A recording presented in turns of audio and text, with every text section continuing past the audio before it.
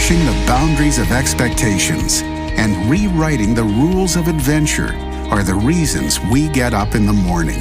This is a way of life, a huge and growing community of explorers and adventurers, leading the way, blazing new trails, and raising the bar. We share your hunger for a life without limits, and we know you'll stop at nothing to get there. Greetings and welcome back, co-creatives. I'm Stephen Kenyon. So glad that you could join us for another adventure of attracting your abundant life. Email address is kineticbelief@stephenkenyon.com. stephenkenyon.com is the website. While visiting you, if you like, you can sign up to receive updates, letters from me, emails from me, and also you can now join the private Facebook group for interacting with other Kinetic Believers. And listen, I've got to say, I have been enjoying sending some KB text messages out occasionally and feel strongly that, whenever I need to share a thought with you, there's nothing I enjoy more than shooting it out the proverbial window of the cannon texting. of your mind. Thank you. I was looking for some way to say that. Or if you'd like to receive an occasional explosion of a text message from me, who's going to want that now? They're good. Maybe they're good thoughts. They were interested. But you could just simply text the word kinetic to 31996, 31996. Yes, correct. Only available in the United States for right now. Miss Maggie, what are you up to? Oh, man. What am I up to? Merry Christmas. Post-Christmas Happy recovery. 3 days after Boxing Day. Or Hogmanay. Or Hogmanay. Yeah. Didn't we have that for dinner? That's what the Scots say. The Scottish. The Scottish. Yeah. Did you have, how about Christmas? How about the holiday? Did you enjoy it? I love Christmas. I love everything about it. Is it campy to say it's my favorite time of the year? No, it's believable and accurate, and I love everything about it. I like the smells, the colors, the lights, the gifts, the people, the food. It's the most wonderful time of the year. Can we please? What? Isn't it? Well, you just rattled off some things that you really like about it. Question: Yeah. What? Let me ask you. What do you think are the 5 most beautiful things in the world to you? 5? Can you? I'm putting you on the spot. Ready? Go. 5. Oh my 1, gosh. 2, and do it in order. How's that? Oh my word! The 5 most beautiful things in the entire world. Anything. It can be anything. It can be anything. I'm just gonna say what pops into my head instead of doing what I always do and overthinking. Ooh, yeah, kind of like a flashcard mentality, yes, right? Okay. So, okay, say it again. Ask me the question again. 5 most beautiful things in the world. So let's do it this way. Okay. The number 1 most beautiful thing in the world to you would be the Grand Tetons. Grand Tetons. Yes. In Jackson, Wyoming. And a Teton is what, for people that don't know? It's a beautiful mountain. There are 2 right beside each other, and they're just very, very energetic and beautiful, and I love them. We got married in front of the Tetons. That could be why I'm loving this. Partial to it. Yeah. That's pretty cool. Okay, number 2, most beautiful another thing, thing in the world to you. I would have to say my favorite painting. I have a hardcore favorite painting of all time. A painting. How in the world can you narrow down your favorite painting? It's heads and tails above anything else for me. I know what it is. It just means it's the Mona Lisa. No. Oh. Okay, what is it? Cliche. No, it's called Flaming June. It's by Leighton. I think it was done in the 1800s, but it's not it's super well-known painting, but it is just stunning. I love everything about it. And so that would be... describe it real quick. Oh my goodness. It's a girl and she's taking a nap in a Mediterranean setting, and she has this almost neon orange dress on. And I just love her face and her... You showed that to me recently, didn't you? I've showed it to you before. Okay, yeah. I think it resides in Puerto Rico or something. I don't know. It was in New York for a while, but anyways, that's the top 5. Wow, we're being specific. 5 most beautiful things in the world. Those the Tetons and the Flaming June. Number 3. Beautiful. Frisian horses. Yeah, right. Yes, I can see that. When I was riding in California at this barn where they do a lot of the Olympic training for the hunter jumper American team.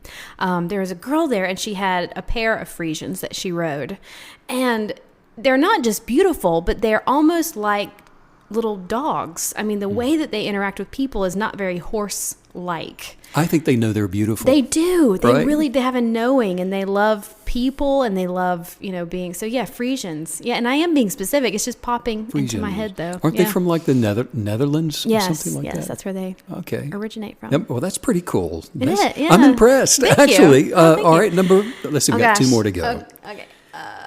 I'm trying not to overthink this question. Number 4, the fourth most beautiful thing in the world. Okay, let's do favorite song. Right. Let's do music. My favorite piece is Clair de Lune by Debussy. Yeah, all right. Well, yeah. I got to say, that I'm impressed that you've narrowed down your favorite painting and your favorite song. Well, I find it to be very organic, because these are things that just nothing else for me emotionally comes close. And then let me retract that. It's not your favorite that you're mentioning. It's something that you find most beautiful. True. So, but they kind of coincide, I guess. Number 5. Beautiful. I know. Cinque Terre.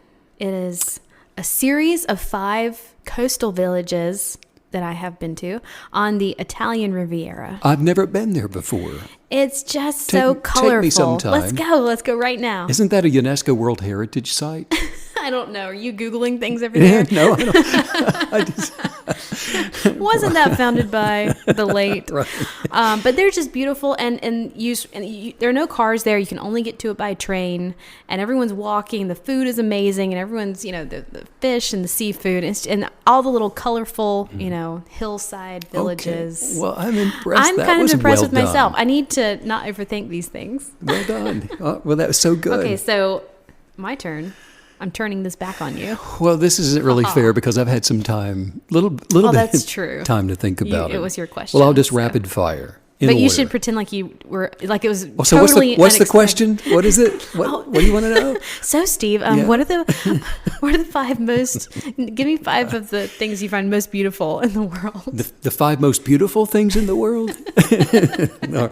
Oh, seriously, yes. I think number 1 for me. Well, I'm going to go in reverse. I'm going to say number 5.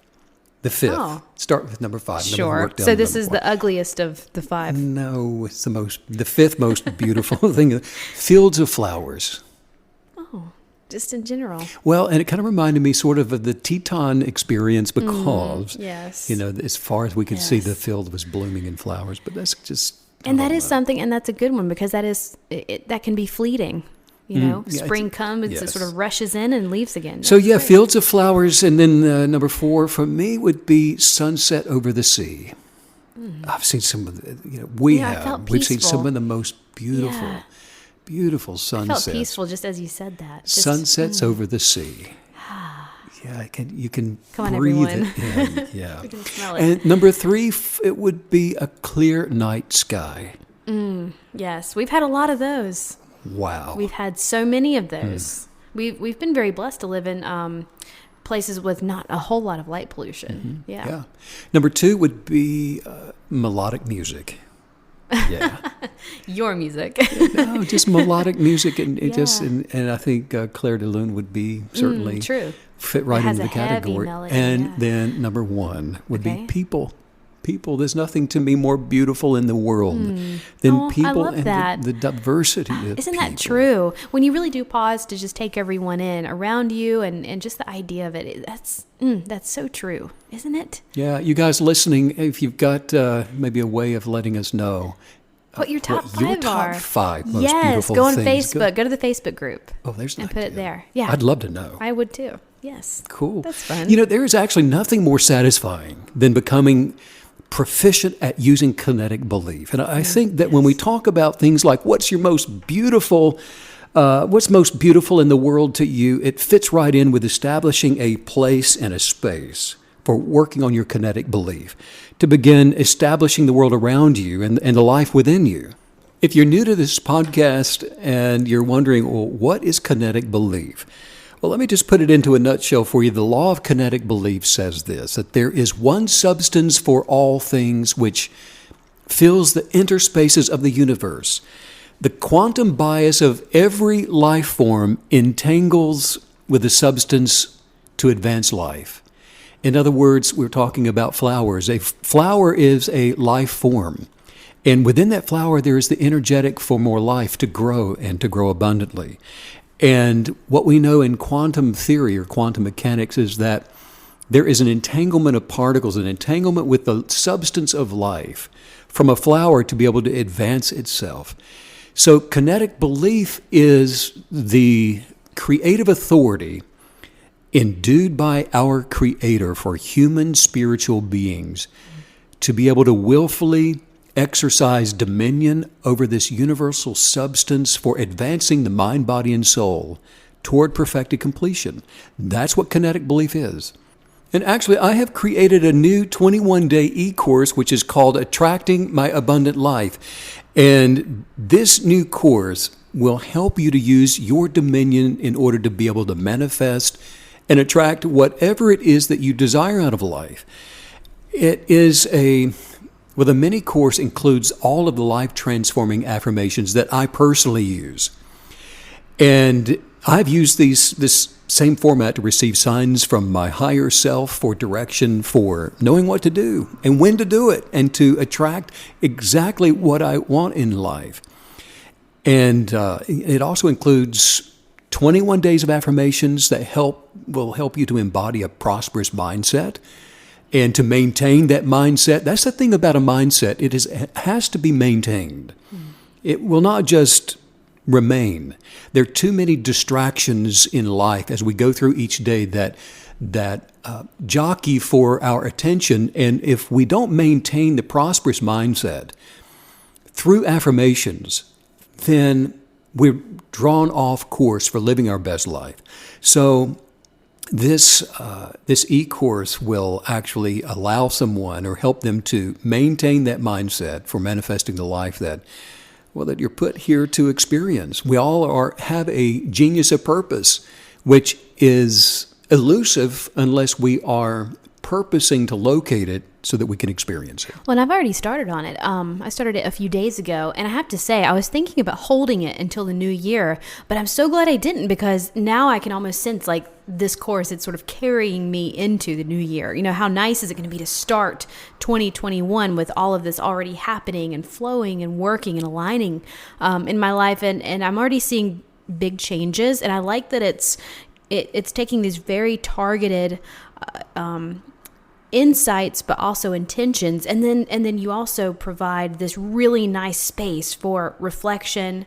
There's a lot of guided writing portions in this as well. I'm loving it. Well, and I created this also as a companion to the Law of Attraction 100-Day Guided Journal. Yeah. Because this is actually 21 days, and for each day, you're able to, like you said, focus on while speaking aloud, in order to remain in kinetic belief for attracting your innermost desires. And so we're purposing to stay in the mantra of kinetic belief to be successful at what we're attracting. And I know some kinetic believers that are going to be so excited about this, because I've spoken with people who are on their third and fourth journal. Right. And so they're going to be so excited about something else, that next level.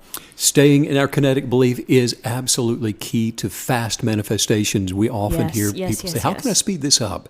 Well, it's by staying in it throughout our day. Continuing on in it. It's not enough just to write in a journal. That's a great start, but now what do we do with that? Yeah, immersion. And so, how do we stay immersed in it? And so remaining in our kinetic belief is key to that. Success in this life requires that we advance. Yes. That we don't stay where we are. That we just continue moving forward. And we advance to become more of what we want to be, more of what we want to have, more of what we want to feel, more of what we want to see. It's always more. More requires advancing, moving beyond where we are.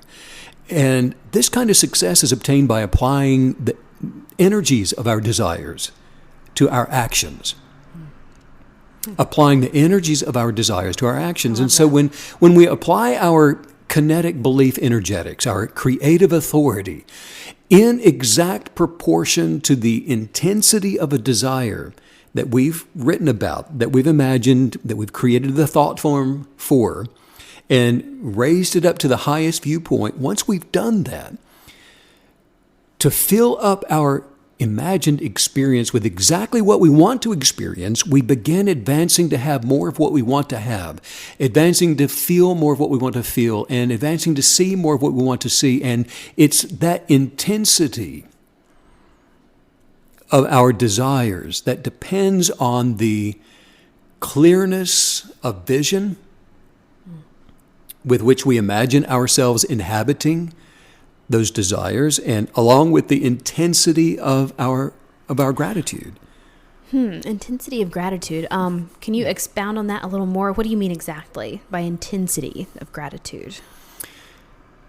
The best way to perhaps explain this is vague and indifferent sensibilities of gratitude. They don't contain strong enough, polarizing, entangling bias or expectations to be able to manifest change. Sometimes it'll slip through, more often than not, it will not. So the intensity of gratitude requires that we purpose to stir up gratitude. Most people will confuse gratitude with the way that something will make them feel, rather than relying on being made to feel grateful. We on purpose stir up gratitude. We on purpose become excited. Did you ever attend a pep rally before a football game in high school? Yes. It's an intentional rallying of the emotions. Yeah. And that's what we're talking about with the intensity of gratitude. So we're taking the thing that we're imagining to desire, and then stirring up with an intensity, a boldness through a speaking aloud of affirmation, seeing it as having already come to pass in our life. It's a meditative practice of a fundamental emotional state of being. What are we doing? We're creating the vortices of our expectations, the energized expectation for something to occur in our life with a positive spin on the thing that we imagine to see. Because I've got to say, there's probably not many things that I enjoy anymore, Meg, than the type of pep rallies that we've had with our KB creatives in the past. We all get together. Isn't that what they really are? I've never thought about that before. It's like a high school football pep rally. I've never been in the presence of so much intentional joy, intentional happiness, intentional you're making me miss everyone. Peace. Yeah. I can't wait to do that again. So soon. that's what we do with the intensity of our gratitude. We form an image, we form a picture in our mind of what it is that we desire to be, and of all that we desire in the egoist person of self, the awareness of self, and we form that image, the picture in our mind of prosperity that we desire to acquire. If you desire prosperity, maybe you don't, but it's an image of the environment that you desire to be located within, a space within a place. And then we meditate upon that person. Meditate upon your prosperity and your environment until those things are clear enough to write about and clear enough to define who it is that you imagine to be, and then hold those thought forms until they begin to arouse this intense desire within you. And it's a desire that is so strong that you can literally feel the desire beginning to stir within your soul. And so think about the thought forms, imagine them while writing in your manifesting journal until you are becoming always holistically, consciously aware of them, no matter what it is that you may be doing, so that the subjective reality of your desires are always in the background of your consciousness. You've been stirring it up, going to the depths of those unctions of your inner soul, your inner spirit, and bringing them up to the level of consciousness to where that subjective reality is being affected by it. And then begin to create a narrative of affirmations that will align with your desires.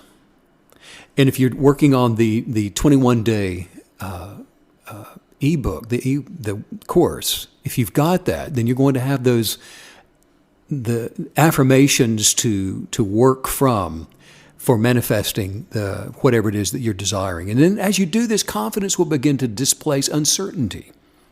Because after all, it's uncertainty, which is a form of fear that will prevent what you're wanting to manifest or attract into your life from showing up. So we displace uncertainty and doubt and fear by creating that narrative of affirmations that then stirs up those desires, and we maintain those thought forms and continue in gratitude while they're being attracted to us. Stirring up that confidence that you're talking about is going to be so vital to this process, isn't it? Yeah, confidence is vital. It's vital to attracting. Yeah. Even though we may have strong desires, we will not be able to maintain our best effort of gratitude unless we have confidence. Well, and I have to say that as I've already been working through some of that e-course that you've just put out, what's really striking to me is that, first of all, the affirmation portion of it, it's so targeted toward abundance. And I can sense the confidence in that area developing. And so that's just the power of the kinetic spoken word and the intentions that we're constantly setting. Yes, because as you're developing in confidence, what's really happening is you are displacing doubt, displacing worry, displacing the energetics of fear. I love that word, displacing. Kicking it out, displacing it, moving it out. So, and we begin generating the positive energetics of belief that recreates our circumstances. Yes. In other words, it's true that we have to think before we can see. Yes. But to think properly, we have to displace doubt, worry, and fear. And so confidence is vital to attracting. And so confidence is all about manifesting what we think we can. And we cannot think we can unless we feel that we can. And to feel that we can, we need to move into this arena of playhouse, the playhouse of the mind, the theater of the mind, which will be a demonstration to our egoist self, the subjective reality of what the abundance of our desire will be like. We demonstrate that to ourselves, and we sense what it will feel like by intentionally stirring up gratitude. Once we've aligned our egoist with our genius of purpose, then we are fully empowered to be able to attract exactly what we are desiring. In other words, if you've ever felt a strong desire to do something, that is certain proof that you have the power to do it. It's innate to you. You have the ability to do it. You are a spiritual being with some purpose located within the thought of you that's desiring to manifest that part of you. I have to say, what you've just said, it's something to pause and get insanely excited about. Just the idea, facing facts, getting that into our belief system, the idea that if we can think it, if you're having the desire, it's because you can have the thing you're desiring. I mean, that's incredible, isn't it? If people only knew how much they are capable of, it's mind-boggling to really realize the depth of ability. Yes. For example, if you've ever gone to a concert, maybe you don't, no, not you specifically because you are a musician, but let's take one of our listeners. If you've ever gone to a concert and been totally inspired by, say, the lead guitarist, and you even develop in some of those attributes of being able to play air guitar, and you are just so inspired, and you just, I wish that was me. I wish I was playing a guitar like that. Guess what? You have within you the genius of purpose to be able to, with the ability to develop in the talents of playing a guitar like that. Well, similar to that. Desire follows ability. Rarely does ability follow desire. We often think that, what I desire is the very thing that I'm doing. Right. But whenever you have a desire for something, and with most people it's a passing thought, that desire is actually the roadmap for what already exists within your genius of purpose as something that you have the talent, the ability to be able to be perfected and advance toward, and with the ability to do. And I really love how what you're teaching us today, it really flies in the face of a lot of the things that society and culture will put on us. And it's just sort of this underlying, the mental gymnastics that we go through every day. For example, as you get older, you hear all the time, you need to grow up. You need to, that was a great dream for when you were 15, but now you're an adult and you need to get serious and you need to take life seriously. Let's all be really serious, But I just love this idea that it's like no matter what your age or what your occupation or what you have limited yourself by in the past, all bets are off when you become a kinetic believer. And that's so true. As a kinetic believer, what we're doing, Megan, is we are aligning our soul with our genius of purpose, which is we come into the natural with. We were all created and designed for a purpose. Yeah. The soul is disconnected. In other words, take this for example, somebody that says, I just don't like myself. Mm-hmm. Well, who is the I that's not liking self? Right. There's two things going on here. The I that doesn't like self is the genius within the spirit that's looking up to the surface of the egoist and saying, I don't like what I see. Usually it's because the ego of that person has been led off track and you're living a life that someone else is forming, either because you've been bullied, because you've been ridiculed, condemned, because you're trying to appease someone else. You're looking for validation from other people, regardless of the motive or the reason. The reason that person says, I don't like me, it's the genius of purpose, recognizing that the soul is out of alignment with its genius of purpose. So understand it this way. Desire is the result of feeling, and the feeling which results in desire is a facet of your spiritual genius that's seeking creative expression. It wants to come out. Imagine if you worked at the desires that you have, at perfecting those. We have the capacity as human beings, spiritual beings, having a human experience through the authoritative power of kinetic belief, using it and to control the dominion of creation around you, to be able to perfect whatever desire we should choose. The desire, for example, to paint or to sculpt is the artistic genius of purpose seeking expression through the egoist's self. The only thing missing is the alignment of the ego with that genius of purpose. And then it's the person that says, I really love me, that has aligned the soul with the spirit. I love myself with all my heart, soul, mind, and strength. Well, that's the person that's aligned their soul with all their heart, mind, soul, and strength to be able to live out the life that they were meant to live. Yeah. And so wherever there is a lack of balance, symmetry, discontent, unhappiness, it's because we're missing that alignment. And so if there is no genius or authority for painting or sculpting, there's not going to be any kind of a halting desire. There'll be appreciation for that, an inspiration for that, inspired by that, to go and do something else that you may desire.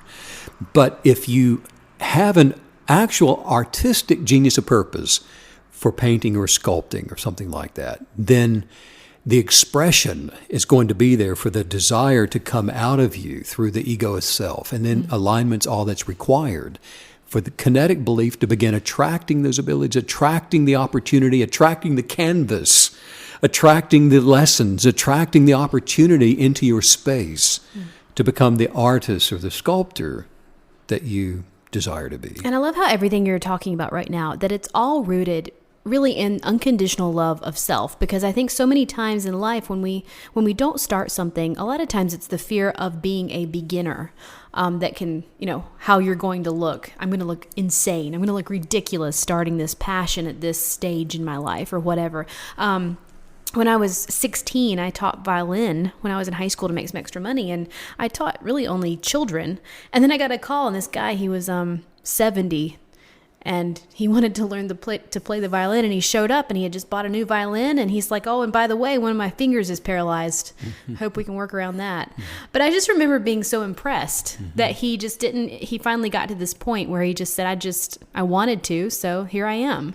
And that's it sounds so simple, but at the same time, just starting things in life is a huge part of loving yourself. That is a great sign that someone has aligned their soul purpose with their genius of purpose, is that you don't consider the cost of it. You don't consider being validated. You don't seek the approval of others. Once you determine the mission within your soul, you let nothing arrest your steps. In other words, we cannot desire things that we don't agree with or align with our spiritual genius that we're uniquely created with. And so the person that counts the cost typically isn't going to follow through. The person that says, well, this depends on what so-and-so thinks about me playing the violin. That's somebody that is, right. They have not yet found that soul peace. Any expression which does not peacefully harmonize with the creative forces of life within us is not drawn or attracted to us. Right. All things, all aptitudes, all creative authority only attracts more of the same, where there is a harmonizing expression for those things with the same essential nature.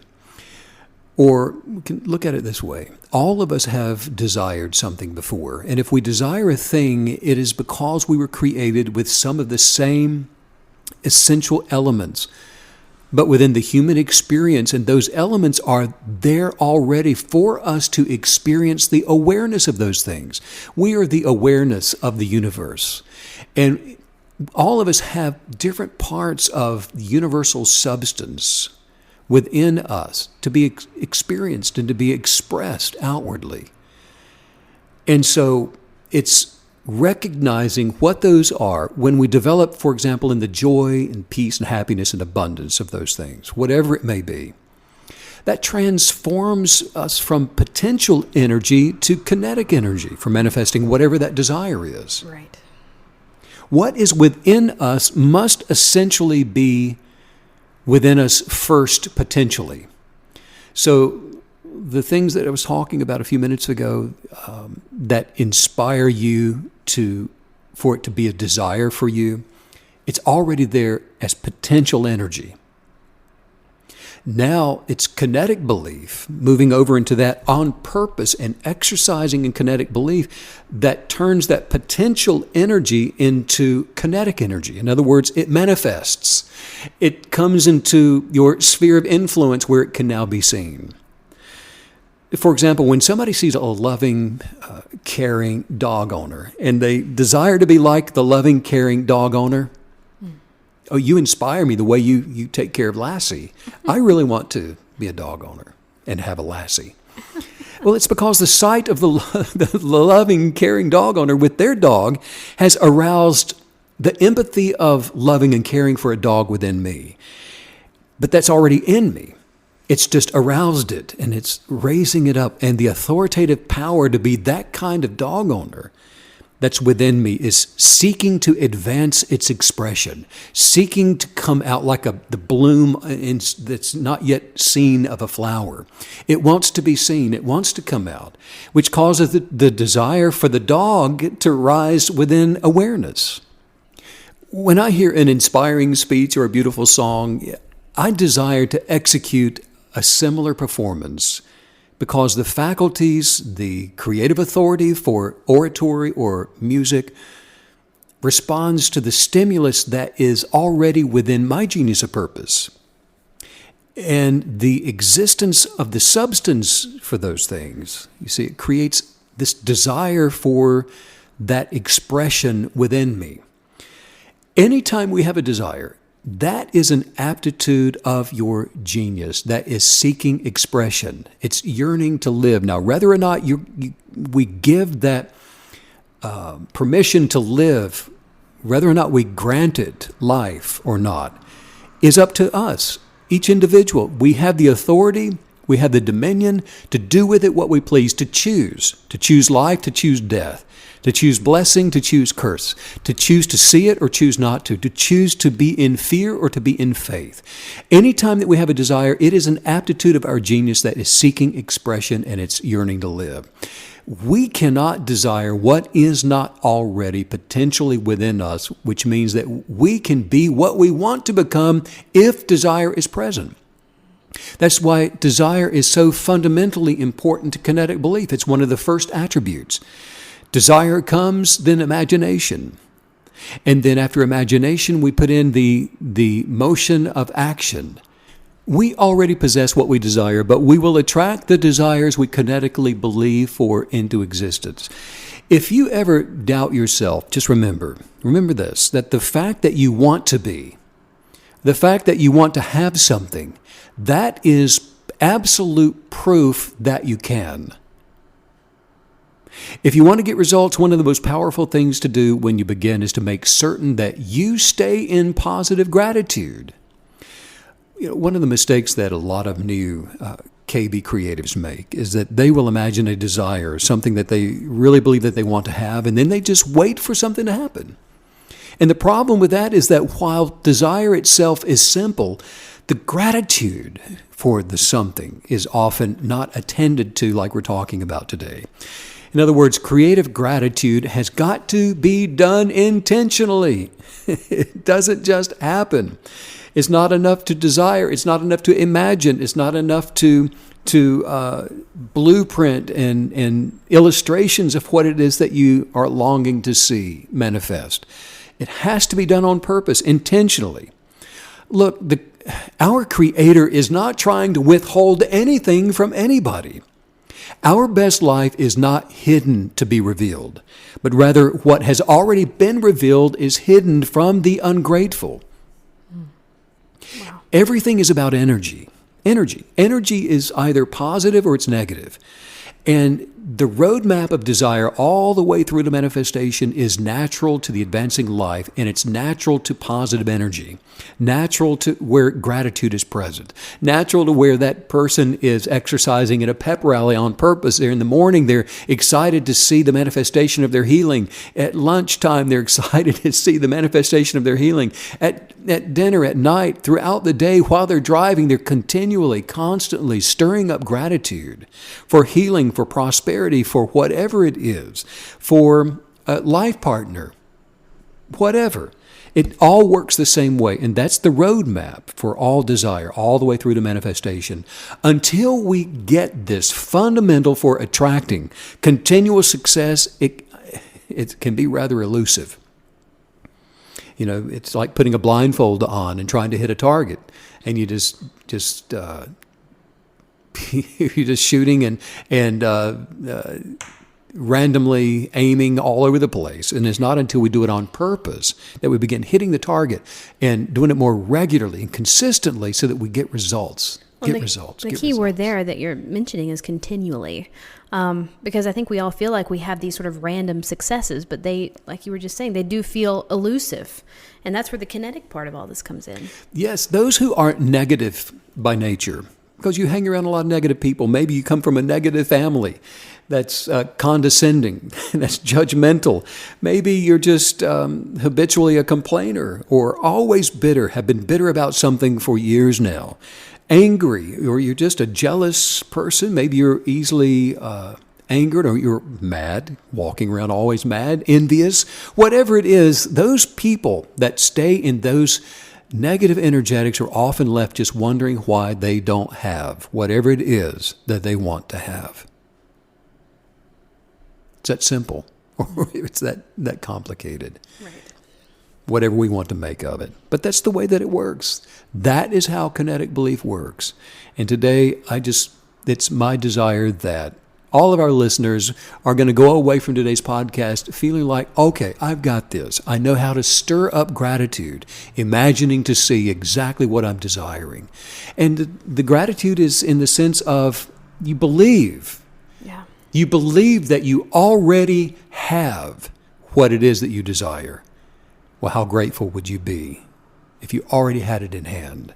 That's the gratitude that works. Well, and it's something that really, I feel like you drove home today in a huge way is, I think a lot of times when we're trying to be positive, we've heard people say, well, just do it, or just be positive, or, just sort of, crank yourself down and make this happen. But according to what you've taught us today, you initiate those good feelings and those positive energetics with your words. Your words are always going to be the match that you're striking to light that fuse. And I just find that incredibly, I think the word is comforting, because you feel sort of helpless when you do have bad energetics within you or around you. And so just being able to control that with those words and igniting the kinetic belief on purpose and knowing that your feelings will follow, that's, again, it's just comforting, and it's very hopeful. Controlling our environment, controlling our attitude of gratitude, and we do it through affirmations. Desire that changes everything. Yes. Is a desire that is continually lifted up in gratitude. Well, let's work on some of these positive affirmations right now, and see some things start to show up in our lives. Okay. Just say this out loud.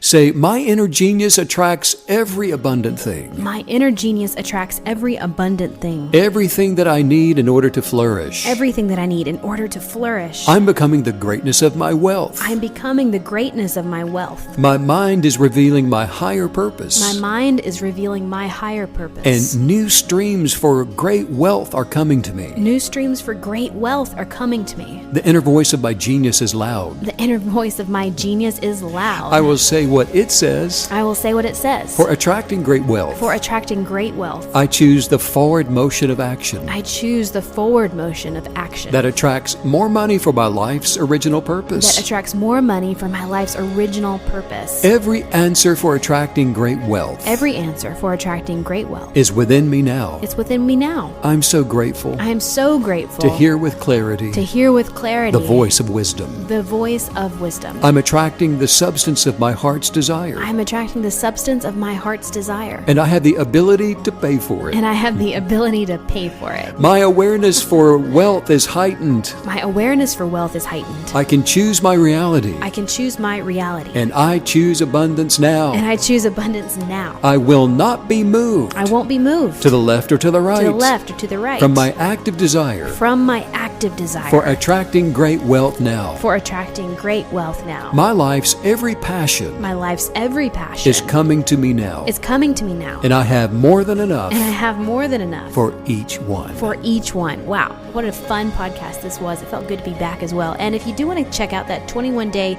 e-course, it's called Attracting My Abundant Life. You can find that at StephenCanyon.com. And it's actually a digital course, so you can download the PDF and just print it out at your leisure, or you can actually just use it on any iPad or iPhone as well. I feel like I've been gone too long. I know. It feels good to be back. It's good to be back, yes. Missed everyone. Desire that changes everything, sending out much love and light and peace and joy and happiness to all you KB creatives all over the world. To all the KBs. And thanks, as usual, Steve, for all the wisdom. Bye.